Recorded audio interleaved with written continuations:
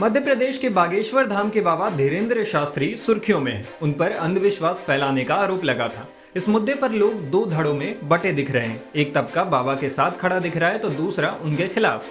बाबा ताल ठोक कर कहते हैं कि उन्होंने सन्यासी बाबा की कृपा को पाया है। ललकार कर करते हैं कि हमने संतों की चरणों की तपस्या सीखी और सन्यासी बाबा की कृपा को पाया है। ऐसे में सवाल उठता है कि उनका गुरु कौन है। तो बता दें कि धीरेन्द्र शास्त्री जगत गुरु स्वामी रामभद्राचार्य महाराज के शिष्य हैं। धीरेन्द्र शास्त्री ने रामभद्राचार्य से ही श्री राम मंत्र की दीक्षा ली है।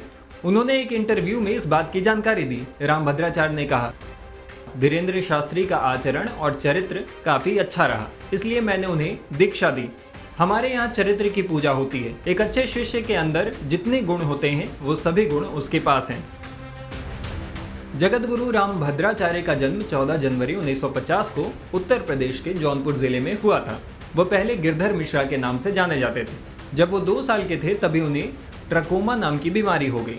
गांव की एक महिला ने कोई दवा डाली तो आंख से खून निकलने लगा और उनकी दोनों आंखों की रोशनी चली गई।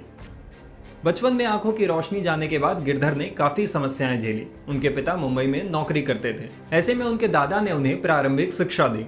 गिरधर को रामायण, महाभारत, विश्राम सागर, सुख सागर, प्रेम सागर, ब्रिज विलास जैसी किताबों का पाठ कराया। गिरधर ने महज 3 साल की उम्र में ही श्री राम से जुड़ी अपनी रचना अपने दादा को सुनाई तो सब दंग रह गए। ये रचना अवधि में थी। बड़े हुए तो गिरधर ने संपूर्णानंद संस्कृत विश्वविद्यालय से शास्त्री की उपाधि ली। अयोध्या के ईश्वरदास महाराज से उन्होंने गायत्री मंत्र और राम मंत्र की दीक्षा ली।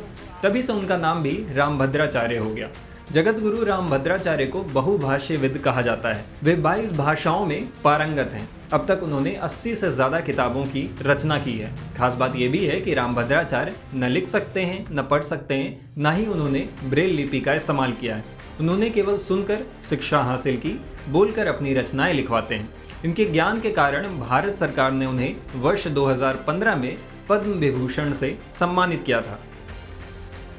मौजूदा समय में बागेश्वर धाम के पीठाधीश्वर धीरेन्द्र शास्त्री को लेकर चल रहे विवाद पर भी रामभद्राचार्य ने प्रतिक्रिया दी थी। उन्होंने कहा, मेरा शिष्य बहुत अच्छा है। वो जो कुछ करता है वो प्रामाणिक होता है। उसे निशाने पर लेकर सनातन धर्म को बदनाम करने की साजिश चल रही है। पृथ्वी पर सब कुछ संभव है। साधना और तपस्या से कुछ भी हासिल किया जा सकता है। केवल मूर्खों की डिक्शनरी में ही असंभव जैसा शब्द होता है। धीरेन्द्र की लोकप्रियता को लोग बर्दाश्त नहीं कर पा रहे हैं। ये सनातन को बदनाम करने की साजिश है।